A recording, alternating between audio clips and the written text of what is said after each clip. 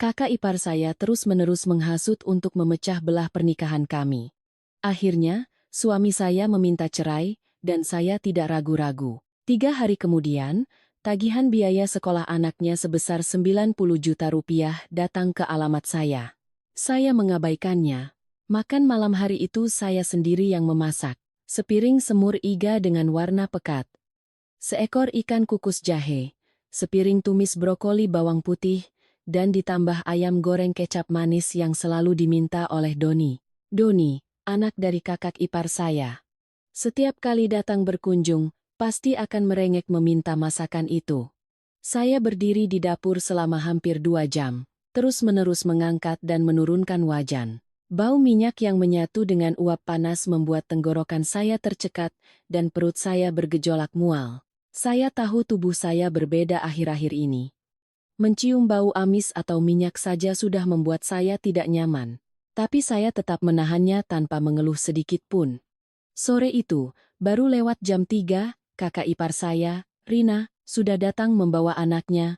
Dia sudah begitu terbiasa dengan rumah ini, sehingga begitu mendorong pintu, dia melempar sandalnya sembarangan di jalan masuk, merebahkan diri di sofa, dan membuka ponselnya untuk menonton video-video pendek yang berisik hingga membuat kepala pusing. Tawa melengkingnya dan musik yang memekakkan telinga dari ruang tamu terdengar sampai ke dapur, bercampur dengan suara ibu mertua saya yang sedang memisahkan kacang tanah di meja makan. Sambil bekerja, beliau mengomel bahwa lantai yang saya pel belum cukup bersih, dan bahwa saat Rina berkunjung terakhir kali, dia masih melihat debu di sudut ruangan.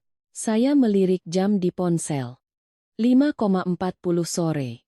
Biasanya suami saya, Bima, baru pulang jam 6 sore. Saya mencuci tangan, menyiapkan nasi di piring, menata mangkuk dan sendok garpu, berusaha membuat semuanya lebih rapi dari biasanya. Hari ini adalah hari yang ingin saya simpan khusus untuk kami berdua. Saya sudah berencana setelah makan malam akan memberitahunya tentang kabar di dalam perut saya. Saya sudah hamil 2 bulan. Minggu lalu saat periksa di rumah sakit bersalin, dokter bilang detak jantung janinnya bagus, posisinya kuat, dan semuanya baik-baik saja. Sepanjang perjalanan pulang dari rumah sakit, saya menangis karena bahagia. 7 tahun menikah, bukan berarti kami tidak pernah menginginkan anak, hanya saja setiap kali berharap, selalu berakhir dengan kegagalan. Kali ini saya ingin memilih suasana makan malam yang hangat untuk memberitahunya, tapi Rina datang. Dia selalu muncul di saat yang sangat tepat, begitu tepat sehingga terkadang saya tidak tahu apakah itu kebetulan atau disengaja. Setiap kali saya hendak membicarakan sesuatu yang pribadi dengan suami, entah itu soal uang, ibu mertua, atau anak, dia pasti akan muncul. Suasana yang tadinya tenang jadi berantakan. Baru saja saya meletakkan piring ayam goreng kecap di meja, Doni sudah mengulurkan tangan hendak mengambil. Rina segera menepis tangan anaknya, dengan nada pura-pura mendidik tapi matanya melirik sinis ke arah saya. Tunggu pamanmu pulang dulu dong. Makan itu harus ada aturannya. Setelah berkata begitu, dia mengambil sepotong sayap ayam, membolak-balikannya lalu tertawa sinis. Warnanya gosong begini, pasti kebanyakan kecap manis. Kalau mbak yang masak, penghasilan puluhan juta sebulan juga nggak akan makan model begini, sindirnya. Saya tidak menjawab, saya kembali ke dapur untuk mengambil sup. 7 tahun menjadi menantu, saya belajar satu hal. Di rumah ini, semakin banyak menjelaskan, semakin rugi diri sendiri. Saya bicara satu kalimat, Rina akan memelintirnya menjadi 10.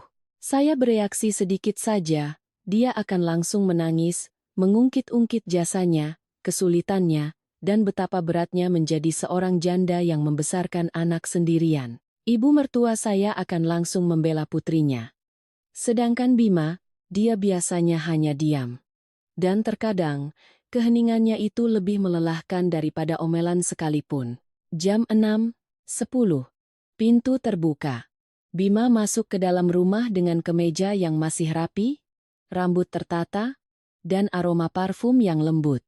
Tahun ini usianya 35 tahun, menjabat sebagai kepala divisi teknis di sebuah perusahaan teknologi di Jakarta dengan penghasilan yang sangat baik. Di luar, semua orang mengatakan dia adalah pria sukses yang bertanggung jawab pada keluarga. Ibu mertua saya kemana-mana selalu membanggakan betapa hebatnya putranya. Sementara putrinya, meskipun gagal dalam pernikahan, tetap hidup berkecukupan karena dibantu oleh adiknya. Bima menyapa ibunya, menyapa kakaknya, melirik saya sekilas, lalu pergi mencuci tangan. Rina segera mengikutinya dari belakang. Suaranya dibuat mendayu-dayu seolah menumpahkan semua penderitaannya. Bima, kamu pulang pas banget. Istrimu hari ini belanja nggak jelas lagi. Tadi sore Mbak lihat kurir antar 3 kardus besar. Cari uang itu susah, bukan seperti metik daun, kok boros begitu. Bima keluar dari kamar mandi, raut wajahnya berubah muram.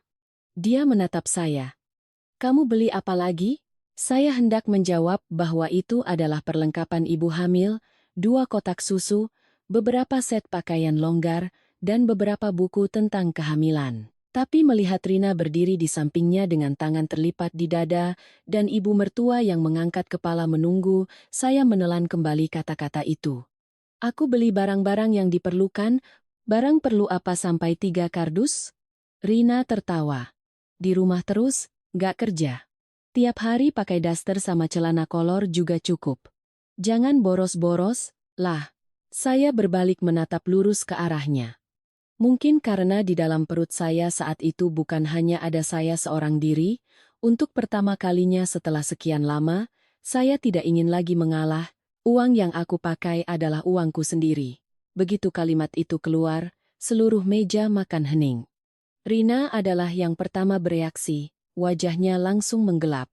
Dengar itu, numpang makan di rumah suami, tinggal di rumah suami, tapi masih bilang uangku sendiri. Adikku kerja banting tulang menghidupi seluruh rumah, kamu enak-enakan di rumah, sekarang malah hitung-hitungan uang siapa. Ibu mertua saya juga meletakkan mangkuknya, suaranya pelan tapi tajam. Kamu sudah menikah, jangan terus-menerus memikirkan harta dari keluargamu. Suami istri itu satu kesatuan, apapun yang ada harus disatukan untuk keluarga suami. Saya menoleh ke arah Bima. Menunggu dia mengucapkan satu kalimat yang adil.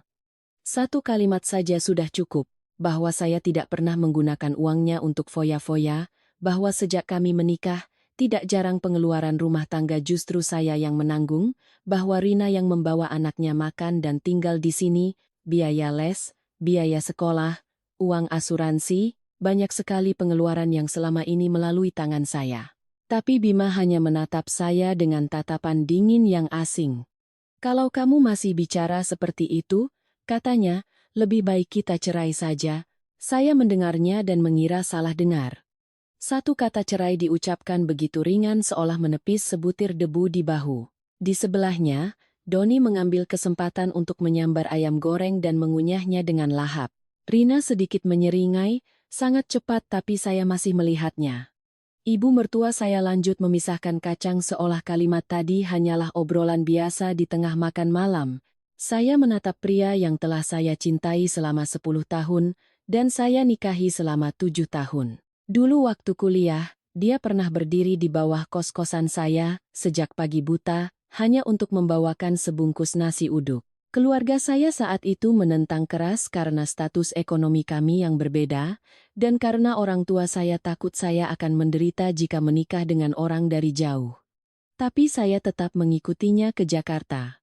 Saya meninggalkan pekerjaan yang sudah mapan di kampung halaman, mengabaikan kemarahan orang tua saya, hanya karena percaya bahwa pria ini akan mencintai saya sampai akhir. Tahun pertama pernikahan, dia memang sangat baik. Akhir pekan diajak makan di luar. Hari-hari besar selalu ingat membelikan hadiah, dan setiap kali pulang kampung selalu membawakan oleh-oleh untuk orang tua saya. Segalanya berubah sejak Rina bercerai dan membawa anaknya tinggal bersama kami. Dia bercerai bukan karena nasib buruk seperti yang selalu dia ceritakan pada orang-orang. Dia berselingkuh, kepergok oleh suaminya, lalu diusir dari rumah. Sejak itu, dia bergantung pada ibu dan adiknya. Awalnya hanya beberapa bulan, kemudian menjadi beberapa tahun, dan sedikit demi sedikit dia menyelinap masuk ke dalam kehidupan pernikahan kami. Kadang dia bilang saya tidak tahu diri. Lain waktu dia berkata pada Bima bahwa saya meremehkan keluarga suami, menghabiskan uang seperti air, dan tidak menghargai ibunya. 1, 2, 10 kalimat diucapkan terus-menerus hingga Bima percaya tanpa sadar. Saya meletakkan sendok garpu. Suara saya begitu tenang hingga saya sendiri terkejut. Baik, cerai ya cerai. Bima tertegun. Rina juga mengangkat wajahnya. Mungkin tidak ada yang menyangka saya akan menerima permintaan itu secepat ini. Saya membuka ponsel, menunjukkan riwayat pesanan online saya kepada Bima, satu persatu. Lihat yang jelas, aku beli susu ibu hamil, baju hamil, dan buku perawatan kehamilan. Aku hamil, sudah 2 bulan. Wajah Bima langsung berubah pucat, bibirnya bergerak-gerak tapi tidak ada kata yang keluar. Justru Rina yang melonjak lebih dulu. Tidak mungkin. Kamu bohongkan untuk mempertahankan suamimu? Setiap kali mau dicerai, selalu pakai perut untuk mengancam. Bima menoleh pada kakaknya dan membentak pelan, tapi suaranya masih penuh keraguan. Ibu mertua saya perlahan angkat bicara, nadanya terdengar lembut tapi dingin. Kalau memang benar hamil, itu kabar baik, tapi kamu juga jangan menggunakan hal itu untuk menekan Bima. Saya tiba-tiba merasa ingin tertawa. Selama makan malam, tidak ada satu orang pun yang bertanya apakah saya lelah, apakah janinnya sehat, atau apakah saya sudah periksa ke dokter. Kabar kehamilan saya bagi mereka hanyalah alat untuk tawar-menawar untung dan rugi. Saya memasukkan ponsel ke dalam saku, mengucapkan setiap kata dengan jelas. Aku tidak menekan siapa-siapa, Bima ingin cerai, aku setuju. Anaknya akan aku lahirkan, dan aku rawat sendiri. Bima mengerutkan kening. Kamu bicara apa? Sudah cerai kenapa masih mau melahirkan anak? Sudah aku bilang, aku akan merawatnya sendiri. Ruangan itu hening sejenak. Lalu Rina tertawa terbahak-bahak. Tawanya menusuk seperti jarum. Bagus. Kalau berani, sana pulang ke rumah orang tuamu dan rawat anak itu. Tapi jangan harap nanti bisa kembali ke sini dan berlutut minta maaf. Saya tidak berdebat lagi. Saya langsung masuk ke kamar tidur, menarik koper, dan melipat beberapa setel pakaian, dokumen pribadi, buku catatan kehamilan, dan beberapa barang penting. 7 tahun menjadi seorang istri, ternyata barang-barang milik saya di rumah itu tidak seberapa banyak. Saat saya menyeret koper keluar, Rina sedang menghabiskan sisa ayam goreng di piring. Doni memeluk sekaleng minuman bersoda, ibu mertua menyeruput supnya, dan Bima duduk di sofa sambil merokok. Tidak ada yang menahan saya. Saya berdiri di dekat pintu memakai sepatu, lalu menoleh ke arah Rina. Mbak Rina, aku sudah bilang. Suatu hari Mbak akan menyesal. Dia tertawa sinis. Menyesal karena kehilangan orang yang bayarin tagihan? Begitu. Saya tidak menjawab. Saya membuka pintu dan melangkah keluar. Di dalam lift, baru saya sadari tangan saya gemetar. Setibanya di lobi, saya memesan taksi ke bandara. Membeli tiket penerbangan paling malam ke Yogyakarta, tempat orang tua saya tinggal. Di dalam mobil, saya mengirim pesan pada Bima. Siapkan surat cerai dan kirimkan padaku. Aku tidak akan menuntut rumah, anakku akan aku rawat sendiri. Dia membalas dengan sangat cepat. Oke. Saya menatap layar ponsel sejenak, lalu mengetik satu kalimat lagi. Oh ya, biaya sekolah Doni semester depan hampir 90 juta. Beberapa tahun ini selalu aku yang bayar. Mulai sekarang, urus sendiri. 3 menit kemudian, ponsel saya menyala. Bima bertanya, maksudmu apa? Saya mematikan layar ponsel, menyandarkan kepala ke kursi. Di luar jendela, lampu-lampu kota perlahan menjauh ke belakang. Saat itulah, air mata saya akhirnya jatuh. Bukan karena masih berharap, tapi karena akhirnya saya sadar, selama 7 tahun ini, yang saya coba pertahankan bukanlah sebuah rumah tangga, melainkan hanya sebuah tempat tinggal sementara yang ditopang oleh kesabaran saya seorang diri. Dan ketika kesabaran itu habis, ternyata sayalah yang harus pergi. Pesawat mendarat di Yogyakarta hampir tengah malam. Kota di bawah saya basah setelah hujan ringan, jalanan berkilauan memantulkan cahaya lampu, dan angin laut yang berhembus melalui kaca bandara membuat saya tanpa sadar bergidik. Saya menarik koper kecil saya menuju area penjemputan. Di antara kerumunan orang yang berlalu lalang dalam diam, saya melihat ayah dan ibu berdiri di luar pagar pembatas. Ibu saya mengenakan jaket coklat tua. Tangannya terus menggenggam erat tali tasnya. Ayah berdiri di sampingnya, punggungnya masih tegap seperti dulu, tapi rambutnya sudah lebih banyak beruban sejak terakhir kali saya pulang. Begitu melihat saya, ibu bergegas mendekat. Pandangannya menyapu koper saya, lalu wajah pucat saya, dan akhirnya berhenti di perut saya, seolah intuisi seorang ibu telah memberitahunya sesuatu bahkan sebelum saya sempat bicara. Ibu tidak langsung bertanya, dia hanya mengulurkan tangan menyentuh pipi saya, tangannya hangat tapi gemetar. "Sudah pulang, Nak?" Hanya dengan satu kalimat itu, saya nyaris menangis sejadi-jadinya. 7 tahun menjadi menantu, saya sudah cukup mendengar kata-kata pedas, omelan, dan segala macam doktrin yang menuntut perempuan untuk bersabar. Tapi saya lupa. Di dunia ini masih ada satu tempat di mana saya hanya perlu kembali, dan entah benar atau salah, mereka akan selalu membukakan pintu untuk saya terlebih dahulu. Ayah mengambil alih koper saya, suaranya berat. "Ayo masuk mobil, Nak, sudah malam." Dalam perjalanan pulang, mobil melintasi jalan-jalan yang familiar. Warung gudeg di ujung gang sudah tutup. Toko kelontong di samping SMA saya dulu masih memasang papan nama yang sama. Pohon angsana di depan gerbang kompleks perumahan sudah tumbuh begitu besar hingga kanopinya menaungi sebagian jalan. Saya memandang keluar jendela, tiba-tiba merasa seperti orang yang baru saja pulang dari perjalanan yang sangat jauh. Begitu jauh hingga saat kembali baru menyadari bahwa tempat yang dulu disebut kampung halaman, ternyata adalah tempat di mana saya diizinkan untuk menjadi yang paling rapuh. Ibu duduk di samping saya, beberapa kali hendak bertanya tapi kemudian mengurungkannya. Akhirnya, beliau menggenggam tangan saya. "Kamu bertengkar dengan Bima?" Saya terdiam beberapa detik, lalu berkata sangat pelan. "Aku akan bercerai, Bu." Genggaman tangan ibu mengerat. Ayah yang sedang menyetir, bahunya sedikit menegang, tapi beliau tidak menoleh. Saya melanjutkan, seolah takut jika berhenti, saya tidak akan punya cukup keberanian lagi. "Aku hamil. Sudah 2 bulan. Aku ingin melahirkan anak ini. Kalau Bima tidak mau, aku akan merawatnya sendiri." Di dalam mobil begitu hening hingga saya bisa mendengar suara wiper yang menyapu pelan di kaca depan. Ibu memalingkan wajah ke jendela, menyeka sudut matanya. Ayah memperlambat laju mobil, lalu berkata, suaranya berat tapi sangat jelas.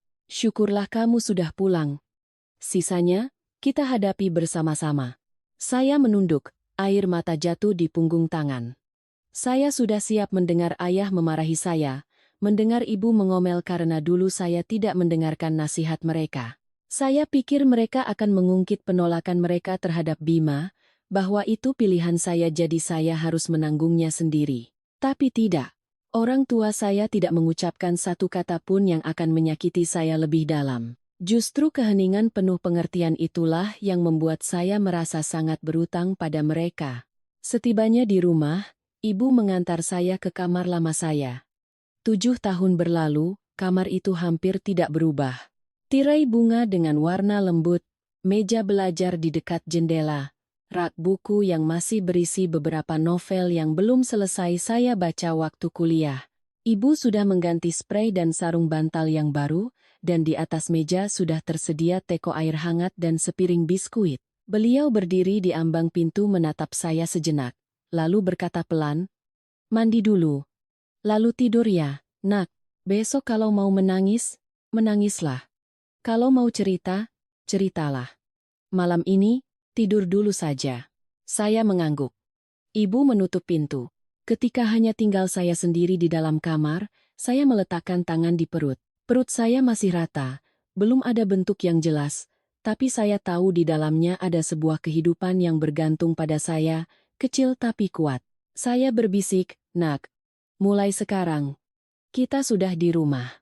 Keesokan paginya, Saya terbangun oleh aroma bubur ayam dari dapur. Ibu saya memasak bubur yang tidak terlalu kental, ditaburi sedikit daun bawang dan beberapa iris jahe tipis. Kata beliau, orang hamil yang baru pulang larut malam tidak boleh makan makanan berminyak. Ayah duduk di meja makan membaca koran. Melihat saya turun, beliau melipat korannya. Makan dulu, nanti ayah antar kamu bertemu pengacara. Saya tertegun. Ayah sudah kenal pengacara? Ayah menuangkan segelas air hangat untuk saya. Sejak semalam ayah sudah menelepon Om Wawan. Dulu dia rekan kerja ayah, putrinya pengacara khusus masalah pernikahan dan keluarga. Urusan cerai tidak bisa hanya diselesaikan dengan emosi. Kamu sedang hamil, jadi semuanya harus lebih jelas. Saya menatap ayah. Hati saya terasa hangat sekaligus pedih. Ayah saya memang pendiam. Tidak pernah terang-terangan menunjukkan kasih sayangnya. Saat saya memutuskan menikah dengan Bima, dialah yang paling menentang. Saat mengantar saya ke bandara untuk berangkat ke Jakarta, ayah hanya berkata satu kalimat, kalau sudah tidak tahan, pulanglah. Saat itu saya masih marah, mengira ayah tidak percaya pada cinta saya. Sekarang saya baru mengerti, itu bukanlah larangan, melainkan sebuah pintu yang sengaja ayah siapkan untuk saya. Setelah makan, saya membuka ponsel. Ada 3 panggilan tak terjawab dari Bima, 5 pesan dari Rina, dan 1 dari ibu mertua. Saya belum membaca pesan Rina, tapi sudah bisa menebak isinya.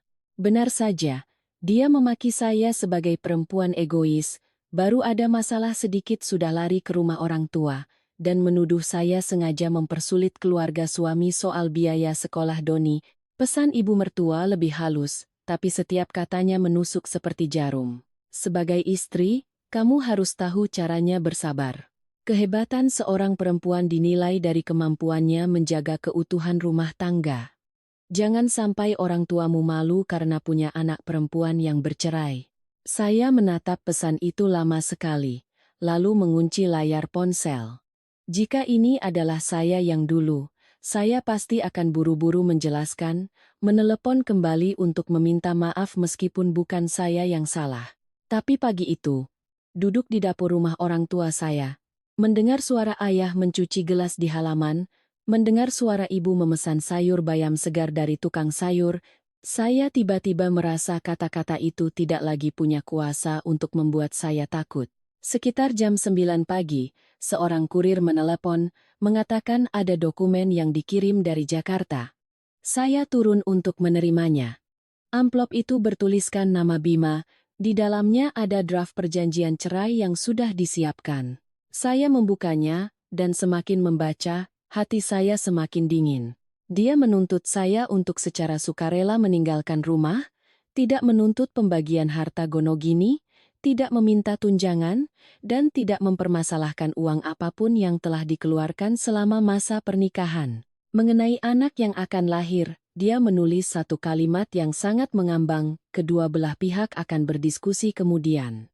Saya tertawa sinis. Bima ternyata lebih cepat dari yang saya duga. Semalam dia masih mengucapkan kata cerai dalam keadaan marah, pagi ini sudah mengirimkan surat untuk saya tanda tangani seolah sudah lama menunggu kesempatan ini. Saya membawa draft itu ke dalam rumah. Ayah selesai membacanya, wajahnya menggelap. Ibu saya membanting gelas air ke meja. Dia anggap kamu ini apa, Kirana? Ya, nama saya Kirana. Nama yang diberikan orang tua saya dengan harapan putri mereka akan tumbuh menjadi perempuan yang lembut, berpengetahuan, dan tahu sopan santun. Saya sudah hidup dengan sopan santun terlalu lama, sampai orang lain mengira saya tidak bisa merasakan sakit. Saya bertemu dengan pengacara sore itu. Namanya Ibu Dewi. Usianya sekitar 40 tahunan, perawakannya kecil tapi tatapannya sangat tajam. Dia membaca draft perjanjian itu, lalu mengangkat kepala menatap saya. Suami Anda menulis ini dengan maksud agar Anda pergi dengan tangan kosong. Tapi hukum tidak berjalan sesuai dengan keserakahan seseorang. Rumah atas nama suami Anda, jika dibeli sebelum menikah, maka bagian sebelum menikah adalah miliknya. Tapi cicilan yang dibayar setelah menikah dan kenaikan nilai properti yang sesuai, Anda tetap berhak menuntut pembagiannya. Dan untuk anak yang akan lahir, Tunjangan adalah hak anak itu. Anda tidak bisa karena gengsi lalu melepaskan hak anak Anda. Saya menunduk. Saya tidak ingin berurusan lama-lama lagi dengannya. Ibu Dewi berkata perlahan, justru karena ingin cepat selesai, semuanya harus dibuat jelas. Berbaik hati bukan berarti membiarkan orang lain mengambil semua yang menjadi hak kita. Anda sudah cukup menderita. Sekarang saatnya melindungi diri sendiri dan anak Anda. Saya terdiam sejenak, lalu membuka tas, mengeluarkan sebuah kartu memori kecil dan setumpuk fotokopian dokumen. Itulah yang diam-diam saya kumpulkan selama 3 tahun terakhir. Bukti transfer biaya sekolah Doni, bukti pembayaran asuransi untuk Rina, bukti transfer uang bulanan untuk ibu mertua. Pesan-pesan saat Rina meminjam uang dan tidak pernah mengembalikan, bahkan rekaman suara, saat dia menyindir bahwa uang saya jika tidak dipakai akan sia-sia. Ibu Dewi membalik setiap halaman, matanya menunjukkan sedikit keterkejutan. Anda sudah mempersiapkan ini sejak kapan? Sejak pertama kali Rina berkata pada Bima bahwa saya hanya menumpang hidup di keluarga suami, jawab saya. Saat itu saya belum berpikir akan menuntut, saya hanya ingin suatu hari nanti, jika dia mau mendengarkan, saya bisa membuktikan bahwa saya tidak seperti yang mereka katakan. Ibu Dewi menatap saya lebih lama, suaranya melembut. Kalau begitu, sekarang kita gunakan semua ini bukan untuk balas dendam, tapi untuk mengembalikan kebenaran pada tempatnya. Saya mengangguk. Sore itu saat meninggalkan kantor pengacara, saya menerima telepon dari Bima. Saya tidak mengangkatnya. Dia menelepon lagi, lalu mengirim pesan. Soal biaya sekolah Doni bagaimana? Pihak sekolah mengirim pemberitahuan ke kantor, jangan membuat masalah jadi memalukan seperti ini. Saya berdiri di bawah pohon bungur di depan gedung itu, memandangi bunga-bunga ungu yang berguguran di trotoar, lalu membalas pesannya dengan singkat. Mulai sekarang, biaya sekolah anak Mbak Rina bukan urusan saya lagi. Dulu saya bayar karena rasa kekeluargaan, sekarang rasa itu sudah habis. Kali ini Bima tidak langsung membalas. Mungkin dia sedang menghitung. Mungkin untuk pertama kalinya dia melihat angka 90 juta rupiah di depan matanya dan mengerti bahwa selama bertahun-tahun ini, apa yang dia anggap sebagai tanggung jawab saya, sebenarnya adalah hasil keringat keluarga saya. Malam itu, ibu membawakan segelas susu hangat ke kamar saya. Beliau duduk di tepi tempat tidur, mengelus rambut saya seperti saat saya kecil. Kirana, ibu tidak takut kamu bercerai. Ibu hanya takut kamu terus menderita karena takut omongan orang. Saya menyandarkan kepala di bahu ibu. Untuk pertama kalinya setelah bertahun-tahun, saya tidak lagi merasa sendirian. Di luar sana, Bima mungkin sedang marah. Rina mungkin sedang berteriak bahwa saya tidak tahu terima kasih. Ibu mertua mungkin sedang bercerita pada kerabat bahwa saya tidak tahu diri. Tapi di dalam kamar lama saya ini, ada seorang ibu yang duduk di samping saya. Ada seorang ayah yang diam-diam mengurus segalanya untuk saya, dan ada seorang bayi di dalam perut yang mengingatkan saya bahwa hidup saya tidak berakhir pada sebuah pernikahan yang salah. Malam itu, saya tidak langsung tidur. Berbaring di tempat tidur yang familiar, saya menatap langit-langit kamar, di mana ada retakan kecil sejak zaman saya SMA, tiba-tiba hati saya terasa ringan dengan cara yang aneh. Bukan karena semuanya sudah beres, tapi karena akhirnya saya tidak perlu lagi memaksakan diri untuk menyenangkan siapapun. Perasaan itu, jika diungkapkan, mungkin terdengar egois, tapi hanya orang yang pernah menahan diri, sampai tidak tahu lagi siapa dirinya yang akan mengerti betapa pentingnya bisa bernapas dengan lega. Ponsel di samping bantal bergetar beberapa kali. Saya tidak perlu melihatnya untuk tahu siapa yang menelepon. Bima menelepon 2 kali lagi, lalu berhenti. Setelah itu, muncul sebuah pesan singkat, jangan membuat semuanya jadi tegang begini. Apapun bisa dibicarakan. Saya menatap tulisan itu sangat lama. Dulu, setiap kali dia bilang bisa dibicarakan, yang harus mengalah selalu saya. Saya bicara, dia mendengarkan, lalu tetap memilih untuk percaya pada orang lain. Sekarang, saat saya tidak ingin bicara lagi, dia justru bilang bisa dibicarakan. Ada hal-hal yang jika sudah terlewat waktunya, meski dibicarakan lagi, hanya akan terlambat. Saya tidak membalas. Saya mematikan ponsel, meletakkan tangan di atas perut. Bayi itu belum menunjukkan gerakan yang jelas, tapi saya bisa merasakan keberadaannya seperti seutas tali yang menarik saya kembali ke dunia nyata.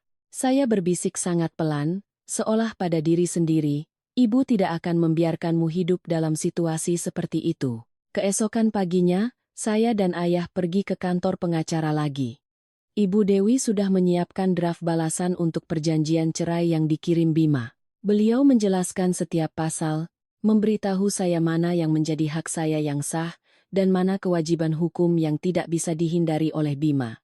Kamu harus tegaskan pendirianmu, kata Ibu Dewi, nadanya tenang tapi pasti. Ini bukan tentang merebut, tapi tentang memisahkan. Kamu tidak mengambil miliknya, kamu mengambil kembali apa yang menjadi bagianmu. Saya mengangguk. Kata-kata itu terdengar rasional, tapi untuk benar-benar menerimanya adalah hal lain. Selama 7 tahun, saya terbiasa untuk mundur selangkah, terbiasa berpikir bahwa dalam keluarga tidak seharusnya ada hitung-hitungan. Tapi pada akhirnya, justru karena saya tidak pernah menghitung, mereka menganggap semuanya adalah milik mereka. Ibu Dewi membuka laptopnya dan menunjukkan rekapitulasi pengeluaran yang telah saya berikan. Setiap angka muncul dengan jelas, dingin, tanpa emosi, tapi membuat jantung saya berdebar. Biaya sekolah Doni setiap tahun, uang bulanan untuk ibu mertua, premi asuransi untuk Rina, uang belanja rumah tangga, biaya perbaikan rumah, biaya berobat, semuanya dijumlahkan menjadi sebuah angka yang bahkan saya sendiri belum pernah coba hitung. Anda sudah menghabiskan lebih dari 500 juta rupiah selama 7 tahun, kata Ibu Dewi. Sementara penghasilan Anda selama periode itu hampir tidak ada. Semuanya berasal dari uang pribadi Anda sebelum menikah. Ini adalah poin yang sangat penting. Saya menatap deretan angka itu, dan di kepala saya muncul kembali setiap kejadian. Saat Doni masuk kelas 1 SD, Rina menangis bilang tidak punya uang untuk biaya pendaftaran, saya mentransfernya. Saat ibu mertua bilang punggungnya sakit dan butuh uang untuk akupunktur, saya mengirimkan tambahan. Saat Bima bilang harus berhemat untuk melunasi cicilan rumah, saya semakin tidak berani menyentuh uangnya. Semua itu, saat saya melakukannya, saya anggap sebagai hal yang wajar bagi seorang istri. Tidak disangka, pada akhirnya, kewajaran itulah yang menjadi bukti paling jelas atas ketidakadilan yang saya alami. Siang itu, saat saya baru tiba di rumah, telepon kembali berdering. Kali ini, saya melihat nama Bima di layar. Saya ragu sejenak, lalu mengangkatnya. "Kamu di mana?" tanyanya. Suaranya terdengar lebih lembut dari hari sebelumnya. "Di rumah orang tua. Aku mau bicara denganmu." "Bicaralah." Di seberang sana hening beberapa detik, lalu Bima menghela napas. "Soal biaya sekolah Doni, apa kamu tidak bisa bantu sekali lagi? Selama ini kan kamu yang urus, sekarang kamu berhenti mendadak begini, Mbak Rina tidak bisa langsung cari uangnya." Saya tersenyum tipis, tapi senyum itu sama sekali tidak terasa bahagia. "Bima, aku tanya kamu satu hal. Selama 7 tahun ini, apa kamu pernah bertanya dari mana datangnya uang untuk biaya sekolah Doni?" Dia tidak menjawab. "Kamu hanya tahu aku yang mengurusnya, jadi kamu anggap itu urusanku. Sekarang aku tidak mengurusnya lagi, baru kamu merasa kesulitan." "Bukan aku tidak tahu," kata Bima, suaranya sedikit gugup. "Aku hanya pikir itu urusan keluarga." "Benar, itu urusan keluarga," jawab saya. "Tapi aku juga bagian dari keluarga itu." Tapi saat Mbak Rina bilang aku hanya menumpang, kamu diam. Saat ibu bilang aku boros, kamu juga diam. Sampai saat aku bilang uang itu milikku, kamu malah minta cerai. Ujung telepon kembali hening. Saya tidak menunggu lagi. "Urusan Doni, mulai sekarang kamu urus sendiri. Dia keponakanmu, bukan tanggung jawabku." Saya menutup telepon sebelum dia sempat berkata apa-apa lagi. Tangan saya sedikit gemetar, tapi hati saya sangat tenang. Mungkin setelah berhasil mengucapkan hal-hal yang sudah terlalu lama saya pendam, seseorang tidak akan merasa takut lagi. Sore itu, ibu mengajak saya ke supermarket untuk membeli beberapa barang. Beliau memilih setiap barang dengan sangat teliti, mulai dari susu, sayuran, hingga beberapa setel pakaian longgar untuk saya pakai di rumah. Setiap kali menatap saya, sorot mata ibu melembut, seolah ingin menebus tahun-tahun di mana beliau tidak bisa berada di sisi saya. Kamu berencana tinggal di sini selamanya? Tanya ibu. Iya, Bu. Aku akan melahirkan di sini. Ibu mengangguk tanpa bertanya lebih lanjut, tapi saya tahu beliau sedang memikirkan banyak hal. Beliau tidak bertanya karena takut saya tertekan, tapi semua kekhawatirannya terlihat dari setiap tindakan kecilnya. Malamnya, ayah memanggil saya ke ruang tamu. Beliau meletakkan sebuah buku kecil di hadapan saya. Ini buku tabungan yang ayah dan ibu siapkan untukmu dari dulu. Waktu kamu menikah, ayah mau memberikannya tapi kamu tidak mau terima. Sekarang, ambillah. Saya terdiam. Aku tidak perlu ya. Aku masih punya uang sendiri. Ayah menggeleng. Ini bukan hanya untukmu, tapi untukmu dan anakmu.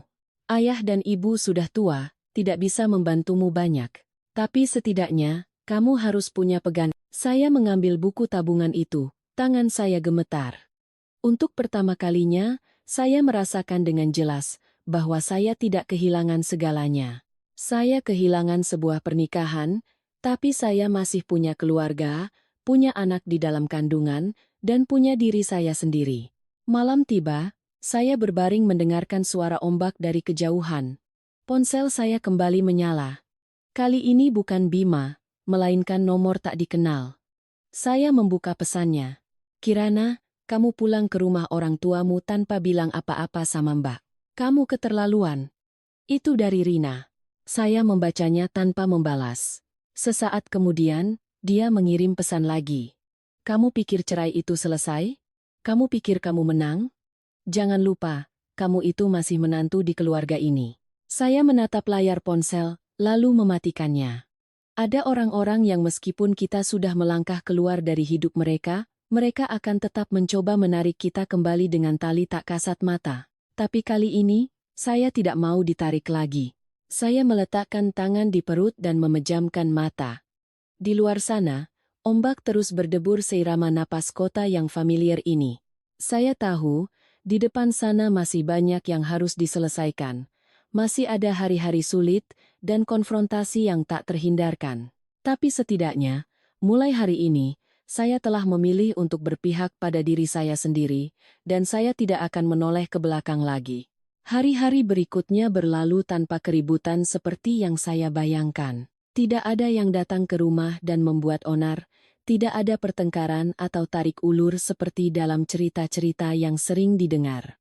Semuanya terjadi dalam keheningan, dan justru keheningan itulah yang membuat saya sadar bahwa begitu hati seseorang telah dingin, tanpa perlu bersuara keras pun, segalanya tetap bisa hancur dengan sangat telak. Saya mulai terbiasa dengan ritme kehidupan di rumah orang tua. Bangun pagi bersama ibu ke pasar, memilih sayuran dan ikan segar. Siang harinya membantu ibu memasak, sorenya duduk di kamar membaca buku, mencatat apa saja yang perlu disiapkan untuk persalinan. Hal-hal yang dulu saya anggap membosankan, kini justru membuat saya merasa sangat damai. Perut saya mulai terasa sedikit kencang. Setiap kali bercermin dan melihat perubahan kecil itu, hati saya dipenuhi kebahagiaan yang samar. Bayi ini terus tumbuh setiap hari, tak peduli dengan kekacauan orang dewasa di sekitarnya. Dia tidak tahu orang tuanya akan berpisah, tidak tahu tentang perselisihan di luar sana. Dia hanya tahu bagaimana bergantung pada saya untuk hidup. Memikirkan itu, saya merasa harus menjadi lebih kuat. Suatu sore, saat saya sedang mencatat perkiraan biaya untuk beberapa bulan ke depan, ayah memanggil saya ke ruang tamu. Di atas meja ada sebuah amplop besar, di luarnya tertulis nama saya. Saya langsung mengenali tulisan tangan Bima. Mungkin ada dokumen lagi yang dia kirim, kata ayah. Suaranya datar. Saya membukanya. Di dalamnya bukan draft perjanjian baru, melainkan setumpuk dokumen yang lebih tebal dengan stempel dari kantor pengacara pihak Bima. Saya membalik setiap halaman. Isinya masih sama dengan sebelumnya, tapi kali ini ditambahkan beberapa klausul yang lebih rinci, termasuk sebuah kalimat, jika saya sengaja mengulur-ulur waktu perceraian atau mengajukan tuntutan aset yang tidak masuk akal, pihak suami akan mempertimbangkan untuk mengajukan gugatan balik. Saya berhenti membaca di situ. Bukan karena terkejut tapi karena saya bisa melihat lebih jelas siapa Bima saat ini. Dia bukan lagi pria yang pernah menunggu saya di bawah kos-kosan. Dia sekarang berada di posisi seseorang yang ingin melindungi kepentingannya dengan segala cara, bahkan dengan mengubah saya menjadi lawannya. Ibu saya yang berdiri di samping melirik beberapa halaman lalu menggelengkan kepala. Dia sengaja menekan Munak. Ayah saya terdiam sejenak, lalu berkata, "Semakin dia menekan, kita harus semakin taat hukum. Kamu tidak akan dirugikan." Saya mengangguk. Saya membawa dokumen itu ke Ibu Dewi keesokan harinya. Beliau membacanya dengan sangat teliti, lalu meletakkannya di meja. "Mereka mencoba menekanmu secara psikologis," katanya. "Tapi selama kita punya cukup bukti, mereka tidak bisa berbuat apa-apa." "Saya tidak ingin ini berlarut-larut," kata saya jujur. "Saya hanya ingin menyelesaikannya. Justru karena ingin cepat, kita harus lebih berhati-hati." Ibu Dewi menatap saya. "Bima berpikir kamu akan melunak. Jika kamu mundur, mereka akan maju. Jika kamu bertahan, mereka yang harus menyesuaikan diri." Saya terdiam sejenak, lalu bertanya, "Jadi, langkah selanjutnya apa?" "Siapkan gugatan cerai," jawabnya tegas. "Kita tidak akan menunggu mereka lagi. Kita yang akan mengambil inisiatif." Kalimat itu membuat saya sedikit tertegun. Selama ini saya selalu menjadi pihak yang bereaksi, selalu menunggu orang lain bertindak baru mencari cara untuk menanggapinya. Ini adalah pertama kalinya saya berada di posisi proaktif. Saya mengangguk. "Baik, kita lakukan." Malam itu, saya pulang dan duduk bersama ayah dan ibu untuk menjelaskan situasinya. Ayah saya tidak banyak bertanya, hanya mendengarkan dan sesekali mengangguk. Di akhir, beliau hanya berkata sederhana, "Lakukan saja sesuai hukum, jangan takut." Ibu saya menggenggam tangan saya. Suaranya lembut tapi mantap, "Kamu tidak sendirian lagi." Hanya dengan 2 kalimat itu, saya sudah merasa cukup kuat. 2 hari kemudian, gugatan cerai resmi didaftarkan ke Pengadilan Agama. Isinya mencakup permohonan cerai, pembagian harta bersama sesuai aturan, dan penegasan kewajiban tunjangan anak setelah lahir. Selain itu, Ibu Dewi juga meminta pengadilan untuk mempertimbangkan pengeluaran yang telah saya tanggung selama masa pernikahan sebagai dasar pembagian aset. Setelah mendaftarkan gugatan, saya berdiri di depan gerbang pengadilan, memandangi orang-orang yang lalu lalang.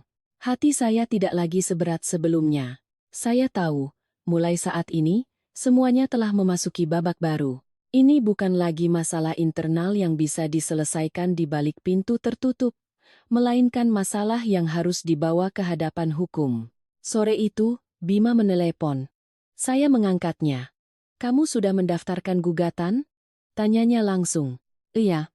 Di seberang sana hening sejenak. "Kirana, tindakanmu ini sudah keterlaluan." Saya tertawa sinis. "Keterlaluan di bagian mana? Masalah keluarga kenapa harus dibawa ke pengadilan?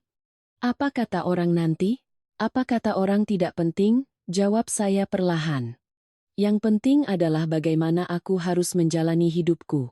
Bima menghela napas berat. "Aku sudah bilang kita bisa berunding. Kamu mengirimiku draft perjanjian yang memintaku pergi dengan tangan kosong. Itu yang namanya berunding?" Dia tidak langsung menjawab. Sesaat kemudian, dia berkata, "Aku hanya pikir itu cara yang paling sederhana." "Sederhana untukmu," balas saya, "bukan untukku." Keheningan kembali menyelimuti. Saya tahu di kepalanya mulai muncul hal-hal yang belum pernah dia pikirkan sebelumnya, tapi semuanya sudah terlambat. "Apa kamu harus sejauh ini?" tanyanya, suaranya memberat. "Sejak kamu bilang cerai, semuanya memang sudah sampai sejauh ini," jawab saya. Saya menutup telepon. Kali ini, tangan saya tidak lagi gemetar. Beberapa hari berikutnya, pengadilan mengirimkan surat panggilan. Bersamaan dengan itu, saya juga menerima beberapa telepon dari kerabat Bima.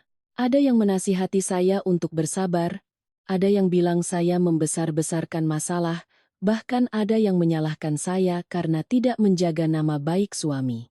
Saya mendengarkan tapi tidak bereaksi. Kata-kata itu, jika diucapkan dulu, mungkin akan membuat saya goyah. Tapi sekarang saya sudah mengerti satu hal, nama baik orang lain tidak bisa diletakkan di atas hidup saya sendiri. Suatu malam, saat saya bersiap untuk tidur, ibu membawakan segelas susu hangat.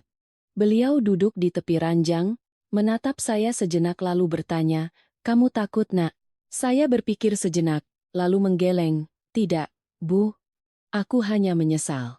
"Menyesal kenapa?" "Menyesal karena butuh waktu terlalu lama untuk sadar." Ibu saya menghela napas, mengelus punggung saya dengan lembut. "Bisa sadar itu sudah bagus. Banyak orang yang seumur hidupnya tidak pernah sadar." Saya menatap ibu. Hati saya tiba-tiba terasa lebih ringan. Benar, saya kehilangan 7 tahun, tapi setidaknya saya tidak kehilangan seluruh hidup saya. Malam itu, saya tidur sangat nyenyak. Dalam mimpi, saya melihat diri saya berdiri di depan sebuah pintu. Di belakang adalah masa lalu yang penuh keributan dan kelelahan. Di depan adalah jalan yang belum jelas, tapi cahayanya sangat lembut. Saya melangkah melewatinya tanpa menoleh ke belakang. Keesokan paginya, saya bangun lebih awal dari biasanya. Di luar, matahari bersinar lembut, angin laut membawa aroma asin yang khas. Saya berdiri di depan cermin, menatap diri saya cukup lama. Wajahnya masih sama, tapi sorot matanya sudah berbeda. Bukan lagi sorot mata orang yang selalu berusaha menyenangkan orang lain, melainkan sorot mata seseorang yang sudah mulai belajar untuk berpihak pada dirinya sendiri. Saya meletakkan tangan di perut dan tersenyum sangat tipis. Kita akan baik-baik saja.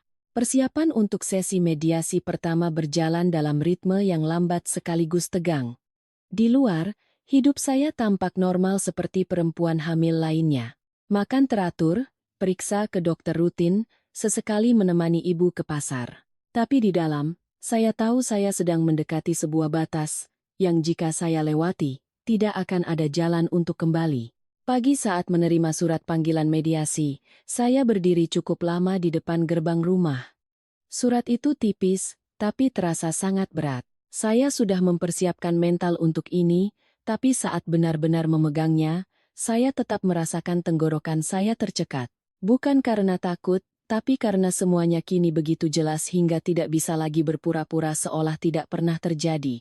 Ibu saya melihat saya dan mendekat, bertanya dengan lembut, "Besok sudah harus pergi, ya, Nak?" "Iya, Bu." Ibu mengangguk, lalu berkata seolah menenangkan dirinya sendiri. "Tidak apa-apa. Nanti katakan saja yang sebenarnya. Orang benar tidak perlu takut." Saya tersenyum, tapi hati saya masih sedikit berat. Rasa tidak takut yang ibu katakan sebenarnya adalah hasil dari bertahun-tahun hidup lurus dan tidak melakukan kesalahan. Sedangkan saya tahu saya tidak salah. Tapi saya tetap harus menghadapi pandangan dan penilaian dari orang lain. Malam itu, saya menelepon Ibu Dewi untuk menanyakan kembali hal-hal yang perlu diperhatikan. Beliau mendengarkan, lalu berkata dengan sangat jelas, "Besok itu mediasi, bukan sidang. Tapi kamu harus bersiap. Mereka mungkin akan menggunakan berbagai cara untuk membuatmu melunak. Ingat satu hal, kamu tidak perlu mengalahkan mereka. Kamu hanya perlu untuk tidak kalah dari dirimu sendiri." Saya terdiam sejenak, lalu menjawab, "Saya mengerti." Setelah menutup telepon, saya duduk sendirian di kamar, tangan saya di atas perut. Bayi ini sudah mulai membuat kehadirannya terasa lebih nyata, bukan dengan gerakan, tapi dengan keberadaannya. Setiap keputusan yang saya ambil sekarang bukan lagi untuk saya sendiri. Keesokan paginya, ayah mengantar saya ke pengadilan. Beliau tidak banyak bicara, hanya berpesan satu kalimat sebelum saya turun dari mobil. "Tenang." Saya mengangguk, mengambil napas dalam-dalam, lalu melangkah masuk. Ruang mediasi tidak besar, hanya ada satu meja panjang, beberapa kursi, dan sebuah jendela yang menghadap ke halaman belakang. Saya datang 10 menit lebih awal. Saat duduk, saya merasakan tangan saya mendingin, tapi detak jantung saya sangat teratur. Sekitar 5 menit kemudian, Bima masuk. Dia mengenakan kemeja putih dan celana bahan, penampilannya masih rapi seperti biasa, tapi wajahnya tampak lebih kuyu. Di belakangnya ada Rina dan ibu mertua saya. Begitu melihat saya, Rina mendengus pelan. Sementara ibu mertua melirik sekilas lalu membuang muka. Bima duduk di seberang saya. Matanya menatap saya selama beberapa detik, lalu turun. "Kamu kurusan," katanya pelan. Saya tidak menjawab. Saya tidak tahu bagaimana harus menanggapi kalimat itu.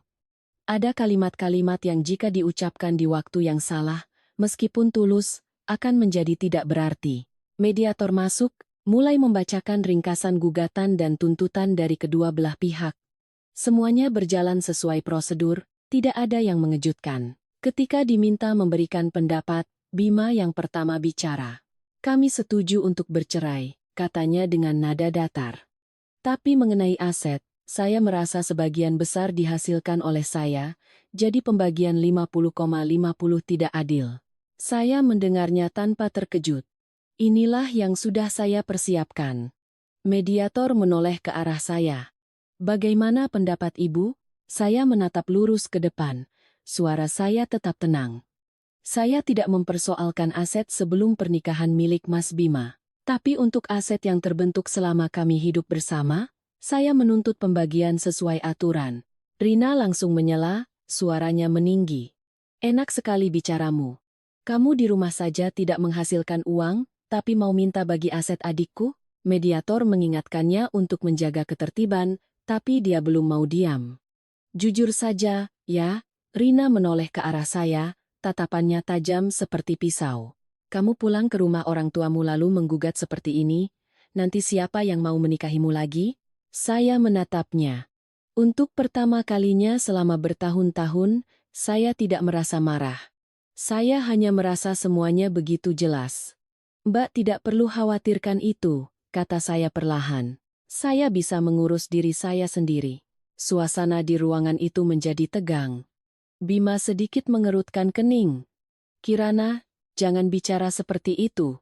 Aku hanya mengatakan yang sebenarnya," balas saya. Mediator melanjutkan ke masalah tunjangan anak. Mendengar ini, Bima sedikit ragu. "Mengenai anak, kita bisa bicarakan nanti," katanya. Saya menggeleng. "Tidak perlu dibicarakan nanti. Saya akan melahirkan dan merawatnya. Anda punya kewajiban untuk memberikan tunjangan sesuai aturan." Rina tertawa sinis. "Bicaramu seolah-olah kamu yakin sekali anak itu anak adikku." Kalimat itu membuat suasana di ruangan membeku. Saya menatap lurus ke arahnya, tanpa menghindar. "Mbak sebaiknya hati-hati dengan ucapan Mbak." Bima menoleh pada Rina, suaranya pelan tapi jelas. "Mbak, sudah cukup." Itu adalah pertama kalinya dalam sesi itu dia benar-benar membela saya di hadapan kakaknya, tapi saya tidak merasakan apa-apa lagi. Jika kalimat itu datang beberapa tahun lebih awal, mungkin ceritanya akan berbeda. Sesi mediasi berlangsung hampir 1 jam tapi tidak mencapai kesepakatan. Mediator menyimpulkan bahwa berkas akan dilanjutkan ke tahap persidangan. Saat bangkit untuk pergi, saya merasa sedikit lebih lega, bukan karena masalahnya selesai, tapi karena saya tahu saya tidak mundur. Di koridor, Bima memanggil saya. "Kirana." Saya berhenti dan berbalik. "Aku ingin bicara empat mata." Saya melirik jam, lalu mengangguk. Kami berdiri di sudut koridor yang sepi. "Kamu benar-benar ingin ini sampai ke persidangan?" tanyanya. "Aku sudah memulainya," jawab saya. Dia terdiam sejenak, lalu berkata pelan, "Aku tidak menyangka semuanya akan jadi seperti ini." Saya menatapnya. Ada perasaan aneh yang sulit dijelaskan di hati saya. Bukan dendam, bukan juga sisa cinta. "Menurutmu, seharusnya bagaimana?" Bima tidak bisa menjawab. "Bisakah kamu lupakan saja soal uang?" lanjutnya, suaranya melambat. "Kita anggap saja ini berakhir baik-baik." Saya menggeleng pelan. "Aku sudah melupakannya selama 7 tahun. Kalimat itu tidak diucapkan dengan keras, tapi cukup untuk mengakhiri pembicaraan. Saya berbalik dan melangkah pergi. Kali ini, saya tidak mendengarnya memanggil lagi. Keluar dari gedung pengadilan, ayah sudah menunggu. Beliau tidak bertanya apa-apa, hanya menatap saya seolah memastikan saya baik-baik saja. Saya tersenyum. "Sudah selesai ya?" Beliau mengangguk dan membukakan pintu mobil untuk saya. Dalam perjalanan pulang, saya memandang keluar jendela. Kota masih sama, orang-orang masih berlalu lalang, mobil-mobil masih berjalan. Tidak ada yang berubah, hanya saya yang berbeda. Saya meletakkan tangan di perut dan memejamkan mata. Pertarungan ini belum berakhir. Tapi saya tidak lagi merasa takut. Setelah mediasi yang gagal, segalanya memasuki babak baru yang lebih jelas, lebih dingin. Tak ada lagi basa-basi atau kata-kata untuk menjaga muka. Yang ada hanyalah dokumen, stempel, dan jadwal yang sudah ditetapkan. Saya sadar, ketika sebuah pernikahan sampai ke pengadilan, itu bukan lagi cerita dua orang, melainkan sebuah kasus yang harus diputuskan benar dan salahnya, ditimbang dengan neraca hukum, bukan perasaan. Menunggu sidang pertama, saya hampir tidak menerima telepon lagi dari Bima. Dia juga tidak mengirim pesan. Keheningan itu membuat saya paham bahwa dia telah memilih caranya sendiri untuk menghadapi ini. Mungkin dia sedang menyiapkan berkas, berdiskusi dengan pengacaranya. Atau mungkin meyakinkan dirinya sendiri bahwa tindakannya sudah benar. Sementara itu, saya menjaga ritme hidup yang stabil. Setiap pagi saya jalan-jalan di sekitar kompleks, menghirup udara segar. Dokter menyarankan saya untuk bergerak ringan demi janin. Terkadang ibu menemani, sambil bercerita tentang tetangga atau kenakalan saya waktu kecil. Cerita-cerita sederhana itu menghangatkan hati saya, seolah ada tali tak kasat mata yang menarik saya dari masa-masa berat sebelumnya. Suatu pagi, sepulang dari periksa kandungan, saya menerima telepon dari nomor tak dikenal. Saya mengangkatnya, dan terdengar suara seorang wanita paruh-baya. Bisa bicara dengan Kirana? Iya, saya sendiri. Saya tantenya Bima. Saya sedikit terdiam, tapi tetap tenang. Iya, Tante. Ada apa, ya? Wanita itu menghela napas. Tante tidak mau ikut campur urusan kalian. Tapi dengar-dengar kamu sampai membawa masalah ini ke pengadilan. Rasanya kurang baik. Suami istri kalau ada masalah, selesaikan di dalam rumah. Kalau sampai keluar begini, nanti jadi susah untuk saling bertemu lagi. Saya terdiam sejenak, lalu berkata, iya, Tante. Saya mengerti. Tapi ada masalah yang kalau tidak diperjelas, tidak akan pernah selesai. Kamu sebagai perempuan harus lebih banyak mengalah, lanjutnya. Bima itu memang kadang emosional, tapi dia bukan orang jahat. Kalau kamu begini, dia jadi malu.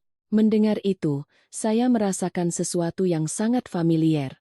Perasaan yang menemani saya selama 7 tahun. Selalu saya yang harus mengalah. Selalu saya yang harus memikirkan orang lain, menjaga nama baik suami dan keluarganya, sementara perasaan saya sendiri dikesampingkan. Iya, Tante, jawab saya. Suara saya lembut tapi jelas. Selama ini saya sudah banyak mengalah, tapi kali ini, saya ingin hidup untuk diri saya dan anak saya. Di seberang sana hening beberapa detik, lalu dia berkata pelan, kamu sudah berubah.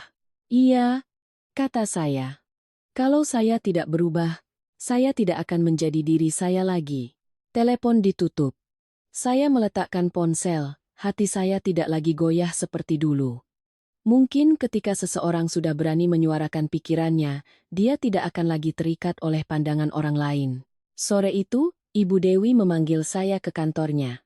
Saat saya tiba, dia sudah menyiapkan setumpuk dokumen yang lebih tebal. Pihak sana mengajukan berkas tambahan, katanya. Mereka mengklaim sebagian besar pengeluaran rumah tangga berasal dari penghasilan Bima, dan Anda hanya mengelolanya, bukan berkontribusi secara nyata. Saya tidak terkejut. Saya tahu Bima akan memilih argumen ini. Bagaimana menurut Ibu? Tanya saya. Ibu Dewi menatap saya dengan yakin. Bukti kita lebih kuat. Semua transfer yang Anda lakukan ada rekamannya. Pengeluaran besar juga atas nama Anda. Yang terpenting, kita bisa buktikan bahwa sumber dana itu adalah aset pribadi Anda sebelum menikah. Saya mengangguk. Saya sudah mempersiapkan ini sejak lama, hanya tidak pernah menyangka akan benar-benar menggunakannya. Satu hal lagi, tambah Ibu Dewi. Mereka berniat untuk meminta tes DNA setelah Anda melahirkan.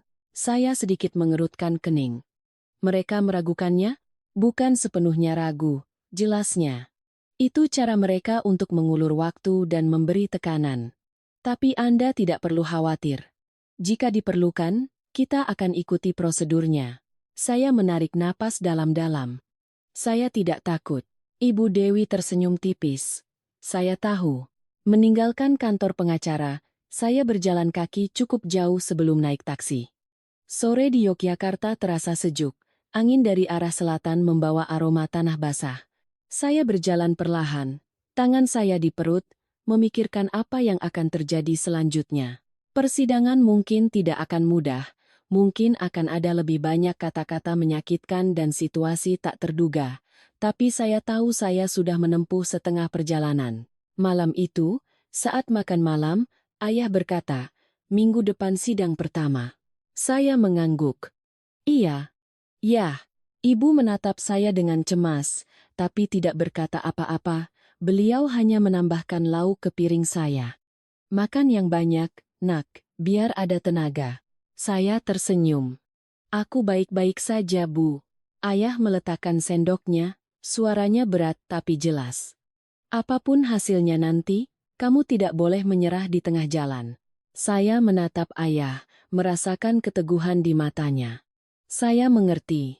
Beliau tidak hanya bicara tentang kasus ini, tapi juga tentang hidup saya ke depannya. "Iya, ya, aku tahu." Malam itu saya tidak langsung tidur. Saya duduk di dekat jendela, memandang keluar. Kota sudah menyala, suara kendaraan mulai berkurang. Saya teringat masa-masa awal menjadi menantu, ada malam-malam di mana saya duduk seperti ini. Tapi saat itu, saya menunggu Bima pulang, berharap dia akan lebih mengerti saya. Sekarang saya duduk untuk memikirkan diri saya sendiri, anak di dalam kandungan, dan sebuah kehidupan yang baru. Ponsel bergetar. Pesan dari Bima. "Minggu depan sidang. Siapkan dirimu." Saya menatap tulisan itu, lalu membalas singkat. Aku tahu. Dia tidak membalas lagi. Saya mematikan ponsel dan meletakkannya di samping. Ada percakapan yang meskipun diperpanjang, tidak akan mengubah apapun. Yang penting bukan lagi siapa berkata apa, melainkan siapa yang akan bertahan sampai akhir. Saya menyandarkan punggung ke kursi dan memejamkan mata. Hati saya kini tidak lagi dipenuhi emosi seperti dulu. Tidak ada amarah, tidak ada penyesalan, hanya ada ketenangan yang sangat jelas. Mungkin inilah yang terjadi ketika seseorang benar-benar telah melepaskan. Saya meletakkan tangan di perut, berbisik pelan, ibu dan anak akan berjuang sampai akhir. Di luar, angin masih berhembus sepoi-sepoi, membawa kesejukan malam. Saya menarik napas dalam-dalam, lalu bangkit mematikan lampu. Sebuah perjalanan baru telah menanti, dan saya tahu saya tidak akan menoleh ke belakang lagi. Pagi di hari sidang pertama, saya bangun lebih awal dari biasanya. Bukan karena gugup, tapi karena ada perasaan aneh, seperti berdiri di depan sebuah gerbang besar yang saya tahu harus saya lewati. Saya duduk di depan cermin, mengikat rambut dengan rapi, memilih gaun longgar berwarna lembut. Ibu berdiri di belakang saya, menatap sejenak lalu berkata pelan, "Hari ini yang tenang ya nak. Katakan saja, apa yang benar-benar kamu alami." Saya mengangguk. Mungkin belum pernah kata kebenaran menjadi begitu penting bagi saya. Saya tidak perlu melebih-lebihkan atau banyak menjelaskan, cukup mengatakan apa adanya. Sisanya, biar hukum yang memutuskan. Ayah mengantar saya ke pengadilan. Selama di jalan, beliau tidak banyak bicara, hanya mengingatkan saya untuk sarapan dan menjaga tenaga. Saya paham keheningan ayah bukan berarti tidak peduli, tapi karena beliau tahu saya butuh ketenangan untuk menata diri. Saat masuk ke ruang sidang, saya melihat Bima sudah duduk di sana. Dia mengenakan setelan gelap, rambutnya rapi, tapi wajahnya tampak lelah. Di sampingnya ada pengacaranya dan Rina, ibu mertua saya duduk di barisan belakang, tatapannya penuh ketidaksukaan. Saya duduk di tempat saya, di samping Ibu Dewi. Beliau mengangguk kecil, seolah mengingatkan bahwa semuanya sudah siap. Sidang dimulai sesuai prosedur. Suasana menjadi lebih serius dan tegang saat hakim membacakan berkas perkara. Setiap pertanyaan diajukan, setiap jawaban dicatat. Tidak ada lagi ruang untuk emosi. Semuanya harus jelas dan lugas. Saat giliran penggugat untuk bicara, Ibu Dewi berdiri, suaranya tidak keras, tapi sangat jelas. "Klien saya, Ibu Kirana, Selama 7 tahun pernikahan telah menjalankan seluruh tugas rumah tangga dan juga menggunakan aset pribadinya untuk membiayai banyak pengeluaran bersama. Semua ini memiliki bukti yang konkret. Oleh karena itu, kami meminta pengadilan untuk mempertimbangkan kontribusinya secara penuh dalam pembagian aset. Beliau menyerahkan salinan bukti transfer satu persatu. Saya melihat angka-angka itu tanpa emosi. Saya sudah menerima bahwa apa yang pernah saya berikan, kini perlu dinilai dengan adil. Giliran pihak Bima. Pengacaranya berdiri dan memberikan sanggahan. Dia bicara cukup panjang, intinya bahwa sebagian besar pendapatan keluarga berasal dari Bima, dan saya hanya mengelola keuangan. Pengeluaran yang saya lakukan, menurutnya, bersifat sukarela. Saya mendengarkan tanpa menyela. Saya tahu di pengadilan, setiap orang punya versinya sendiri. Yang penting bukanlah siapa bicara lebih banyak, melainkan siapa yang punya bukti. Ketika hakim bertanya langsung pada saya berdiri. Suara saya tetap tenang. Selama pernikahan, saya tidak punya penghasilan tetap karena saya berhenti bekerja untuk mengikuti suami ke Jakarta. Namun, saya punya aset pribadi sebelum menikah, dan sebagian besar pengeluaran keluarga berasal dari sana. Saya tidak menyangkal pendapatan suami, tapi saya juga tidak terima jika seluruh jerih payah saya dianggap tidak ada. Setelah saya selesai bicara, ruang sidang hening sejenak. Saya tidak menatap Bima, tapi saya bisa merasakan tatapannya mengarah pada saya. Masuk ke bagian tentang anak, suasana sedikit lebih tegang. Hakim bertanya tentang tunjangan. Bima ragu sejenak, lalu berkata, "Saya tidak menolak tanggung jawab, tapi saya ingin ada konfirmasi yang jelas setelah anak itu lahir." Saya mengerti maksudnya, seperti yang sudah dikatakan Ibu Dewi sebelumnya. Saya mengangguk. Saya setuju untuk mengikuti prosedur hukum. Jika diperlukan, saya siap menghadapi pemeriksaan apapun. Jawaban itu membuat segalanya menjadi jelas. Tidak ada lagi perdebatan atau keraguan. Sidang berlangsung lebih lama dari perkiraan. Saat hakim menyatakan sidang ditunda untuk pemeriksaan bukti lebih lanjut, saya merasa sedikit lelah. Mungkin karena harus bolak-balik berdiri dan duduk, atau mungkin karena tekanan selama beberapa jam. Keluar dari ruang sidang, saya berjalan perlahan. Ayah sudah menunggu di koridor. Beliau menatap saya dan bertanya, "Baik-baik saja, Nak?" Saya mengangguk. "Iya ya, aku baik-baik saja." Ibu Dewi yang berjalan di samping saya berbisik, "Hari ini kamu sudah melakukan yang terbaik. Sisanya biar pengadilan yang menilai." Saya berterima kasih padanya. Hati saya terasa sedikit lebih ringan. Tepat saat itu, Bima keluar. Dia berdiri beberapa langkah dari saya, ragu sejenak, lalu mendekat. "Kirana." Saya berbalik. "Aku ingin bicara sebentar." Saya menatap ayah, beliau mengangguk kecil. Saya bergeser ke samping, menjaga jarak yang cukup. Bima menatap saya, sorot matanya sedikit berbeda dari sebelumnya.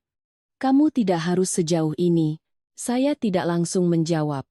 Saya menatap lurus ke arahnya. "Menurutmu, sampai mana batasnya?" Bima terdiam. Mungkin dia sendiri tidak tahu.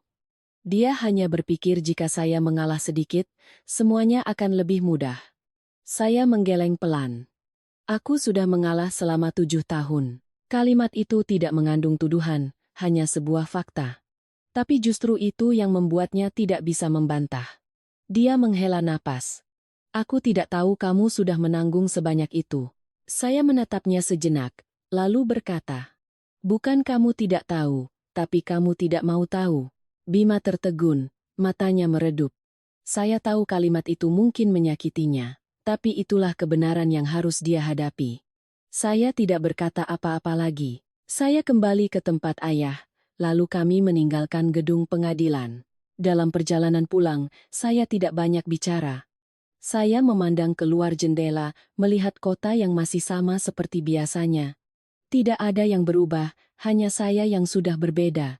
Tiba di rumah, ibu menanyakan bagaimana sidangnya. Saya menceritakannya secara singkat. Setelah mendengar, beliau hanya berkata, "Berarti kamu sudah melewati satu tahap?" Saya mengangguk. "Benar. Saya sudah melewati satu tahap." Bukan dengan kesabaran seperti dulu, melainkan dengan pilihan saya sendiri. Malam itu, saya berbaring lama sebelum tidur. Saya memikirkan sidang tadi, tentang apa yang saya katakan, tentang tatapan Bima saat mendengar jawaban saya. Saya tidak lagi merasa terbebani. Sebaliknya, ada perasaan yang jelas bahwa saya sedang berjalan di jalan yang benar. Saya meletakkan tangan di perut, berbisik pelan, ibu dan anak akan baik-baik saja. Di luar, angin masih berhembus lembut melewati jendela. Saya memejamkan mata, membiarkan pikiran saya tenang. Perjalanan masih panjang, tapi saya tahu saya akan terus melangkah, satu persatu, tanpa menoleh ke belakang. Setelah sidang pertama, hidup saya tidak langsung kembali normal, tapi juga tidak lagi terganggu seperti sebelumnya. Semuanya seperti permukaan air yang baru saja beriak dan kini mulai tenang, meski di bawahnya masih ada arus yang belum berhenti. Saya mulai terbiasa berkomunikasi dengan Ibu Dewi setiap minggu untuk perkembangan kasus. Dokumen tambahan dan balasan antara kedua pihak disiapkan dengan cermat. Terkadang, saya duduk berjam-jam bersamanya untuk memeriksa kembali setiap angka dan detail dalam laporan bank. Saya tidak lagi merasa lelah, melainkan sangat fokus. Mungkin ketika seseorang tahu apa yang sedang diperjuangkannya, rasa lelah pun menjadi lebih bermakna. Suatu sore, saya menerima pesan dari Bima. Kali ini lebih panjang dari biasanya. Kirana, aku sudah memeriksa kembali semua dokumen. Aku tahu kamu telah mengeluarkan lebih banyak dari yang aku kira. Tapi kamu juga tahu, aku tidak bisa menerima pembagian 50-50. Aku masih ingin kita berunding lagi, agar tidak perlu berlarut-larut di pengadilan. Saya membaca pesan itu, meletakkan ponsel, dan tidak langsung membalas. Saya tidak lagi bereaksi terburu-buru. Saya memberi diri saya waktu untuk berpikir, bukan karena bimbang, tapi untuk memastikan keputusan saya tidak dipengaruhi oleh emosi sesaat. Malamnya, saya menceritakan pesan itu pada orang tua saya. Ibu menghela napas. Dia baru sadar sekarang setelah kamu keluarkan banyak, tapi tetap tidak mau bertanggung jawab. Ayah terdiam sejenak, lalu berkata, dia bukan tidak mengerti. Dia hanya sedang menghitung mana yang lebih menguntungkan untuknya. Saya menatap ayah, dan tiba-tiba mengerti. Dulu, setiap kali ada masalah, saya selalu berpikir dari sisi perasaan, berpikir jika saya berbuat baik, orang lain akan paham. Tapi kenyataannya tidak selalu begitu.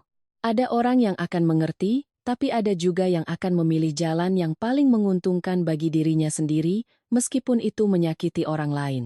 Saya mengambil ponsel dan membalas Bima. Kamu punya kesempatan untuk berunding sebelum aku mendaftarkan gugatan. Sekarang semuanya sudah berjalan sesuai prosedur hukum. Aku tidak ingin mengubahnya. Setelah pesan terkirim, hati saya terasa sangat tenang, tanpa keraguan sedikit pun. Keesokan paginya, saya pergi untuk pemeriksaan rutin. Dokter mengatakan janin berkembang dengan baik, semua indikatornya normal. Saat melihat gambar kecil di layar USG, saya tersenyum. Di tengah semua kekacauan ini, bayi ini terus tumbuh setiap hari, seolah punya kehidupannya sendiri, tak terpengaruh oleh keributan di luar. Meninggalkan rumah sakit, saya mampir ke sebuah kafe kecil di dekat pantai. Saya duduk di sudut favorit saya, memesan minuman hangat, dan membuka buku catatan kecil. Sejak kembali ke Yogyakarta, saya punya kebiasaan menuliskan pikiran saya, bukan untuk mengingat, tapi untuk lebih memahami. Saat sedang menulis, saya mendengar suara yang familiar. Saya mengangkat kepala, dan di hadapan saya ada Adi, teman kuliah saya. Dia masih sama, postur tubuhnya tinggi kurus, wajahnya ramah, hanya sorot matanya yang lebih dewasa. Kirana? Sapanya. Saya sedikit terkejut. Adi? Wah, lama sekali tidak bertemu. Adi menarik kursi dan duduk. Setelah beberapa basa-basi, dia menatap saya sejenak lalu berkata, aku sudah dengar ceritamu. Saya tidak heran. Masalah seperti ini, meskipun tidak diceritakan, pada akhirnya akan terdengar juga. Aku baik-baik saja, kata saya. Adi mengangguk. Aku tahu kamu baik-baik saja. Tapi tidak semua orang bisa sepertimu. Saya tersenyum tipis. Bukan karena kuat, hanya saja tidak ada pilihan lain. Adi terdiam sejenak, lalu berkata, "Dulu waktu kamu memutuskan menikah dengan Bima, aku sudah berpikir kamu akan menderita." Saya menatapnya, tidak merasa tersinggung, hanya sedikit menyesal. "Kenapa kamu tidak bilang? Kalau aku bilang, apa kamu akan dengar?" Tanya Adi balik. Saya tertawa tanpa menjawab. Saya tahu persis jawabannya. Kami mengobrol sebentar lagi. Adi tidak bertanya mendalam tentang perceraian, hanya bercerita tentang pekerjaannya dan keputusannya pindah kembali ke Yogyakarta. Percakapan ringan itu membuat saya merasa lebih nyaman. Saat kami akan pulang, Adi berkata, "Kalau butuh bantuan apapun, bilang saja padaku." Saya mengangguk. "Terima kasih, Di." Dalam perjalanan pulang, saya memikirkan pertemuan tadi. Bukan karena Adi, tapi karena perasaan bertemu kembali dengan seseorang yang mengenal saya sebelum semua ini terjadi. Saat itu, saya masih menjadi diri saya sendiri, belum terbebani oleh peran sebagai istri, menantu, dan orang yang harus menanggung banyak hal. Tiba di rumah, ibu sedang membersihkan ruang tamu. Beliau menatap saya dan bertanya, "Dari mana kok kelihatan senang?" Saya tersenyum. "Ketemu teman lama, Bu." Ibu mengangguk tanpa bertanya lebih lanjut, tapi sorot matanya melembut, seolah melihat saya sedikit lebih ringan sudah cukup membuatnya tenang. Malamnya, saya menerima pemberitahuan dari Ibu Dewi bahwa jadwal sidang berikutnya telah ditetapkan. Waktunya tidak lama lagi, dan segalanya akan segera menuju keputusan akhir. Saya duduk sendirian di kamar, menatap surat pemberitahuan itu. Saya tidak lagi merasa cemas seperti sebelumnya, melainkan sangat siap. Saya tahu jalan ini tidak mudah, tapi karena sudah sampai di sini, saya tidak akan berhenti. Saya meletakkan tangan di perut, berbisik pelan. "Sebentar lagi selesai, Nak." Di luar, angin laut berhembus lembut, membawa suara yang familiar. Saya memejamkan mata, membiarkan hati saya tenang. Sesuatu akan segera berakhir untuk membuka jalan bagi sesuatu yang baru. Sidang kedua berlangsung pada pagi hari yang mendung. Cuaca yang teduh membuat suasana hati lebih tenang, namun juga lebih waspada. Saya tiba 30 menit lebih awal, duduk di bangku kayu panjang di koridor pengadilan. Kedua tangan saya diletakkan di atas perut, merasakan kehidupan kecil di dalam diri saya. Ayah mengantar, tapi beliau memilih menunggu di luar gerbang, menyalakan rokok yang sama berulang kali. Ibu sejak pagi sudah berpesan macam-macam, dari mulai bicara hati-hati hingga menjaga kesehatan. Tapi saat saya melangkah keluar rumah, beliau hanya berbisik, "Lakukan apa yang menurutmu benar." Kalimat itu terus terngiang di benak saya. Ibu Dewi datang beberapa menit kemudian, membawa tumpukan dokumen tebal. "Hari ini mungkin akan lebih tegang dari sebelumnya," katanya dengan tenang. "Tetap tenang, semuanya sudah didukung bukti." Saya mengangguk. Saya bukan lagi wanita yang hanya diam dan menunggu orang lain bicara untuknya. Saat masuk ruang sidang, Bima sudah duduk di sana. Wajahnya tidak lagi serapi dulu. Matanya melirik saya, berhenti sejenak di perut saya, lalu cepat-cepat beralih. Di sampingnya, Rina tampak lebih tegang, tak ada lagi kesombongan di wajahnya, melainkan kewaspadaan. Sidang dimulai. Suasana kali ini lebih sunyi, tegang seperti langit sebelum badai. Bagian pertama masih membahas pembagian aset. Pengacara Bima berargumen bahwa kontribusi saya tidak sepadan dengan tuntutan, tapi kali ini, Ibu Dewi tidak hanya menyajikan angka. Beliau memaparkan setiap rincian pengeluaran, setiap bukti transfer, dan setiap kwitansi yang saya simpan selama 3 tahun. Saya melihat wajah Bima berubah saat setiap angka dibacakan. Dari kesal, menjadi diam, lalu menjadi canggung. Saat Ibu Dewi menyebutkan biaya sekolah Doni di tahun ketiga, saya melihat tangan Bima mengepal erat. Mungkin saat itulah dia benar-benar sadar bahwa apa yang saya katakan bukanlah omong kosong. Setelah aset, tiba saatnya bagian yang paling saya tunggu. Ibu Dewi berdiri, suaranya jelas. "Kami meminta pengadilan untuk memeriksa perilaku tergugat Rina dalam meminta transfer dana dari penggugat untuk tujuan yang tidak semestinya." Kami juga menyediakan bukti tambahan mengenai tindakannya mengeksploitasi hubungan keluarga untuk keuntungan pribadi. Suasana semakin tegang. Ibu Dewi mengeluarkan sebuah alat perekam kecil. Ini adalah rekaman percakapan antara tergugat Rina dan pihak ketiga. Suara dari rekaman itu terdengar jelas. Suara Rina yang tajam dan penuh perhitungan. Biarin aja dia yang bayar. Bodoh sih. Nanti kalau uangnya habis, dia juga bakal pergi sendiri. Seluruh ruangan hening. Saya tidak menoleh ke arah Rina, tapi saya tahu wajahnya pasti pucat pasi.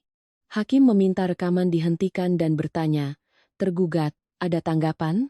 Setelah hening sejenak, Rina berdiri, suaranya bergetar. Itu bukan saya. Itu editan."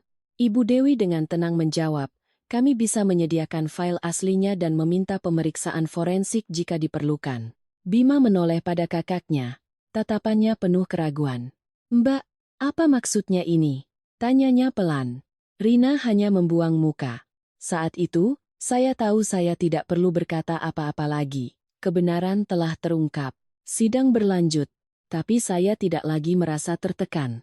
Saat hakim menyatakan istirahat untuk musyawarah, saya tetap duduk di tempat, tangan saya di perut.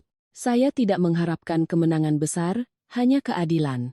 Sesaat kemudian, saat semua orang mulai keluar, Bima mendekati saya. Dia berdiri agak jauh, ragu-ragu. "Kirana," panggilnya lirih. Saya mengangkat kepala. Aku tidak tahu semuanya seperti ini." Saya menatapnya sejenak, lalu menjawab dengan tenang. "Kamu tidak tahu, atau tidak mau tahu?" Bima terdiam. Saya tidak berkata apa-apa lagi. Ada pertanyaan yang jawabannya sudah tidak penting lagi. Saya bangkit dan berjalan keluar. Ayah masih berdiri di sana. Melihat saya, beliau mematikan rokoknya. "Baik-baik saja, Nak?" Saya mengangguk. "Sudah baik-baik saja." "Yah." Beliau tidak bertanya lagi, hanya menepuk bahu saya dengan lembut. Saya menyandarkan punggung ke dinding, memejamkan mata sejenak. Hati saya terasa lebih ringan, seolah beban yang sangat berat baru saja terangkat. Sidang belum berakhir, tapi saya tahu, kali ini saya bukanlah pihak yang kalah. Sidang dilanjutkan setelah istirahat singkat. Suasananya sudah berbeda. Ketegangan telah mencair, digantikan oleh kepastian yang menunggu untuk diumumkan. Saya kembali ke tempat duduk saya, jantung saya berdetak lebih tenang. Saya sudah melakukan bagian saya, sisanya bukan lagi di tangan saya. Bima juga kembali duduk. Kali ini dia hanya menunduk. Rina diam membisu, tidak lagi berani menatap saya. Hakim masuk, mengetuk palu. Sidang dilanjutkan. Bagian terakhir adalah pernyataan penutup. Pengacara Bima berdiri, tapi suaranya tidak lagi sekeras sebelumnya. Dia hanya memohon keringanan atas kewajiban finansial kliennya.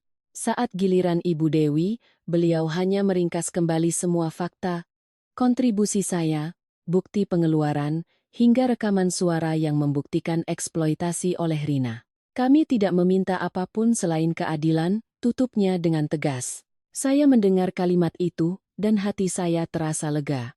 Benar, yang saya cari selama ini bukanlah kemenangan, melainkan keadilan.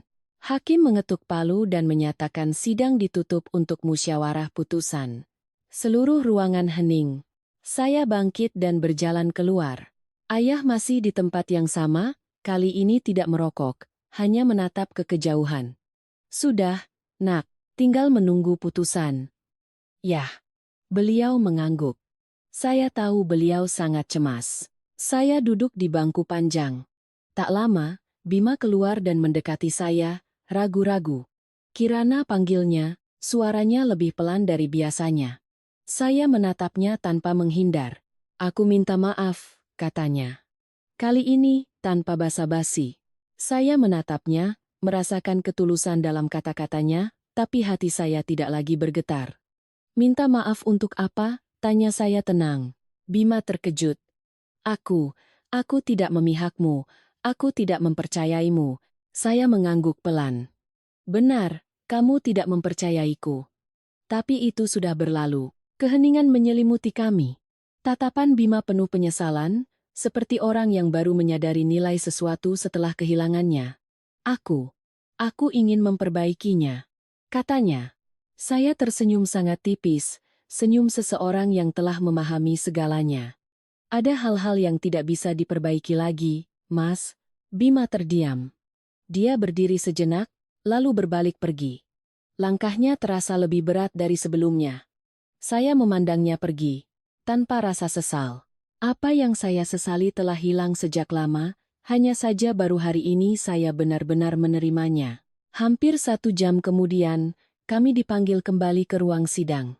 Saya menarik napas dalam-dalam dan masuk bersama Ibu Dewi. Ayah tetap di luar, tapi saya tahu doanya menyertai saya. Hakim mulai membacakan putusan. Suaranya tegas dan jelas. Mengenai pernikahan, pengadilan mengabulkan gugatan cerai saya.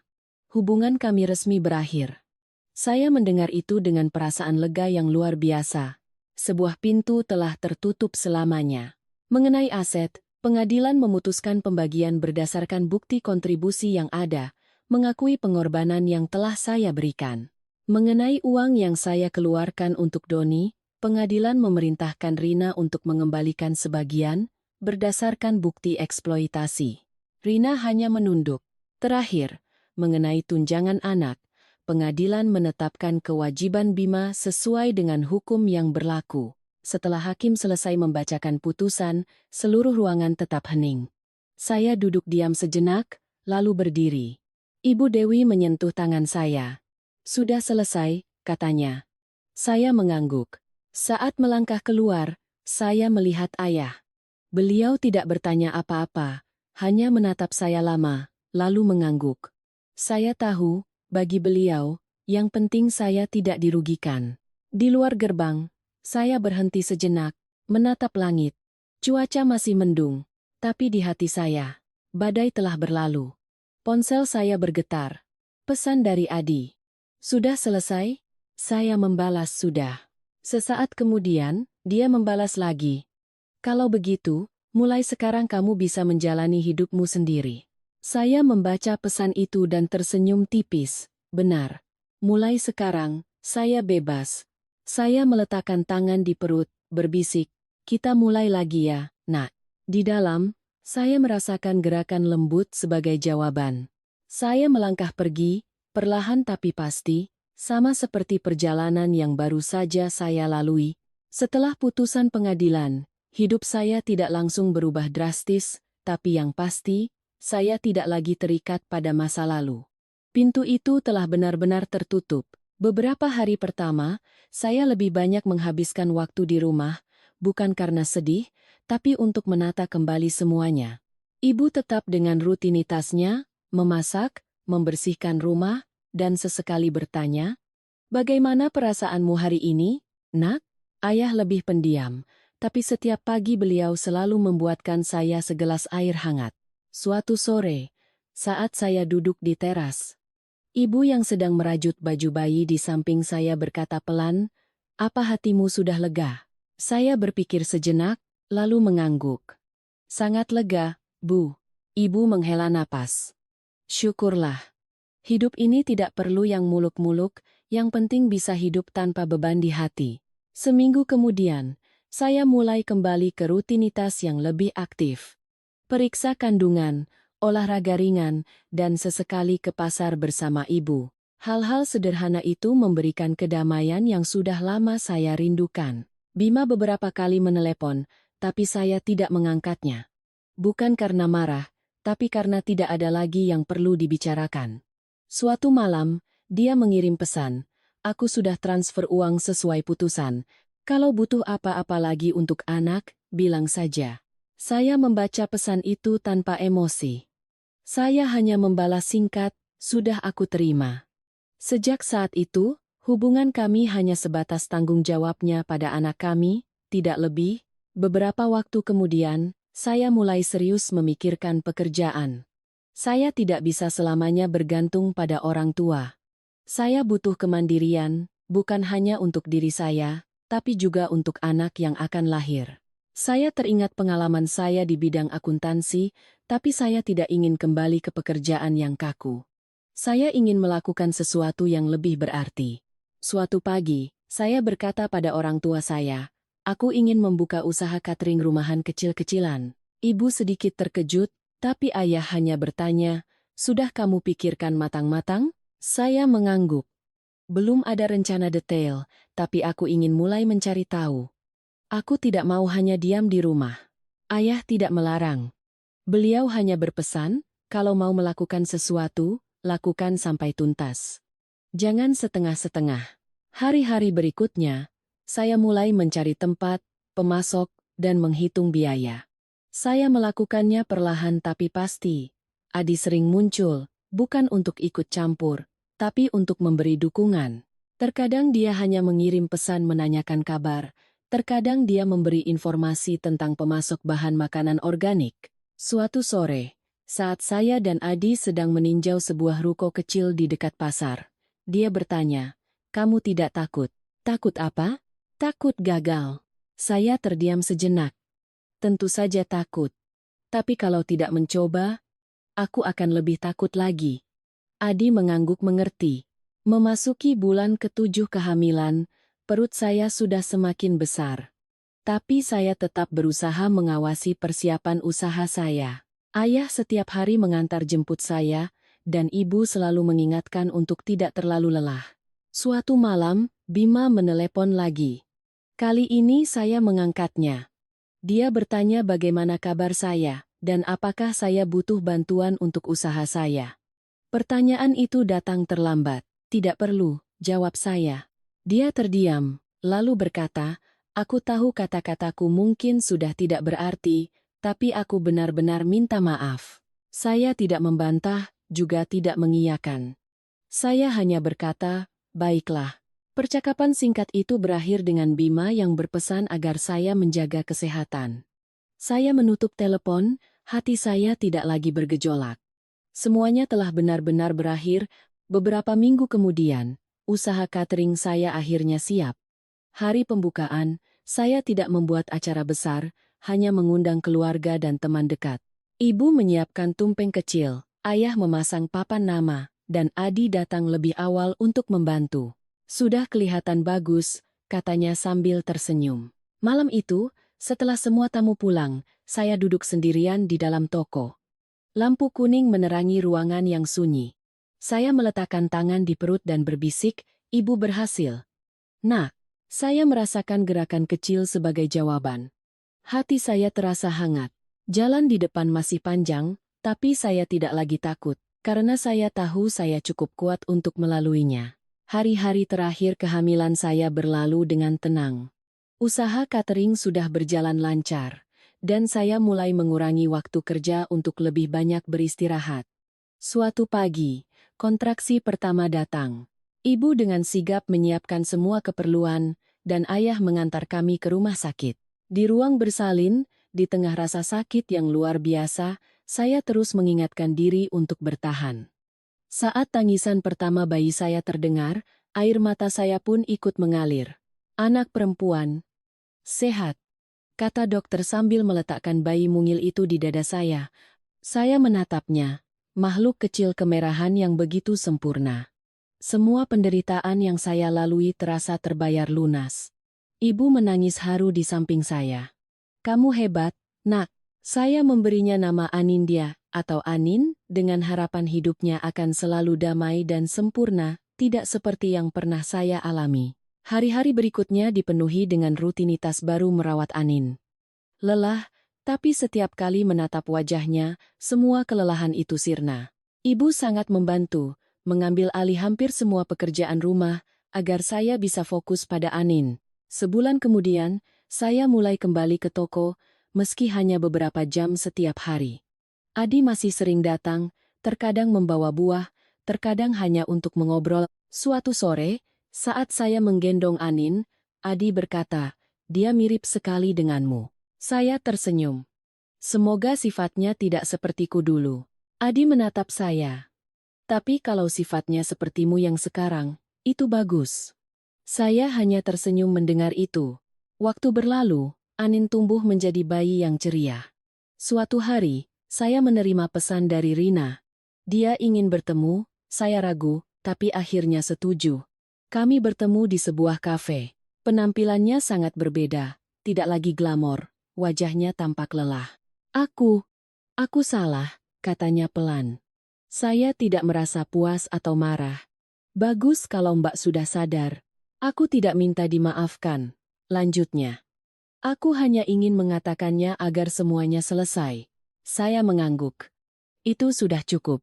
Dia menatap saya, terkejut dengan ketenangan saya. Kamu tidak membenciku? Saya berpikir sejenak. Dulu iya, tapi sekarang tidak. Aku terlalu sibuk menjalani hidupku. Rina menatap saya lama, lalu mengangguk. Kamu lebih kuat dari yang aku kira. Meninggalkan kafe, saya merasa benar-benar bebas. Saya menjemput Anin di toko. Dia tertawa riang melihat saya. Saya memeluknya erat. Semuanya sudah selesai, Nak. Malam itu, Adi datang membawakan hadiah untuk Anin, sebuah gelang perak kecil. Supaya dia selalu beruntung, katanya. Saya menatap Adi, lalu Anin, dan hati saya dipenuhi kehangatan. Hidup memang tidak selalu mudah, tapi setelah melewati badai, kita akan lebih menghargai pelangi. Saya bukan lagi wanita 7 tahun yang lalu, yang hanya bisa menahan diri di dapur. Saya adalah Kirana yang sekarang, yang bisa berdiri sendiri, memilih jalannya, dan tahu persis apa yang pantas saya dapatkan. Malam tiba. Saya menidurkan Anin, lalu duduk sendirian menatap keramaian kota dari jendela. Saya tersenyum. Ada kehilangan yang tak terhindarkan. Tapi dari sanalah kita belajar untuk memegang erat apa yang benar-benar menjadi milik kita. Dan kali ini, saya tidak akan melepaskannya lagi. Merenungkan kembali seluruh kisah ini, saya menyadari satu hal yang mungkin harus dipelajari semua orang. Kesabaran yang diletakkan di tempat yang salah hanya akan menjadi alasan bagi orang lain untuk menindas. Saya, Kirana, dulu bersabar bukan karena saya lemah, tapi karena saya percaya. Percaya pada keluarga, pada cinta, pada ketulusan. Tapi hidup tidak berjalan berdasarkan keyakinan satu orang, melainkan berdasarkan sifat asli setiap orang di dalamnya. Kesalahan saya bukanlah karena mencintai atau berkorban, melainkan karena menaruh kepercayaan pada orang yang tidak pantas. Namun, justru karena kesalahan itulah saya menemukan nilai diri saya yang sebenarnya. Pepatah mengatakan, kebaikan akan dibalas kebaikan, tapi terkadang kebaikan itu datang setelah kita melalui jalan yang penuh luka dan kehilangan. Kebaikan itu bukanlah keberuntungan, melainkan hasil dari sebuah kesadaran. Melihat ke belakang, Rina jatuh karena keserakahannya sendiri. Seseorang yang terbiasa memanfaatkan orang lain, pada akhirnya tidak akan punya siapa-siapa untuk diandalkan. Bima. Dia tidak sepenuhnya jahat, tapi dia kurang berani untuk membela kebenaran. Ketika seorang pria tidak bisa melindungi keluarga kecilnya, pada akhirnya dia akan kehilangannya. Dan saya. Apa yang saya dapatkan bukan hanya keadilan hukum, tapi kehidupan baru. Kehidupan di mana saya tidak perlu lagi berpura-pura untuk menyenangkan siapapun. Kehidupan di mana saya tahu bahwa saya berharga.